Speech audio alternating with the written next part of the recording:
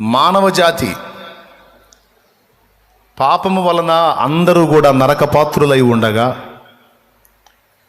మానవులను నరకము నుండి కాపాడటానికి, వారిని నరకానికి సిద్ధం చేసిన ఏ పాపములైతే ఉన్నాయో ఆ పాపములన్నిటినీ ప్రభు తన మీద వేసుకొని, పిల్లలు తీర్చవలసినటువంటి రుణమును తండ్రి తీర్చినట్టు మనందరి పాపములకు ప్రతిగా ఆయన ప్రాయశ్చిత్తార్థ యజ్ఞమై సిలువ వేయబడినటువంటి దినము యేసు ప్రభుకేమో శ్రమ దినము, ఆయన యందు విశ్వాసం ఉంచిన వారందరికీ కూడా విడుదల దినము, శుభదినం అన్నమాట. ఈ డే అనేది లేకపోతే మన లైఫ్లో మన పాపాలకు నిష్కృతి ఉండేది కాదు. ఇప్పటికీ పాపాన్ని గూర్చిన భయం మనల్ని వెంటాడుతూనే ఉండేది.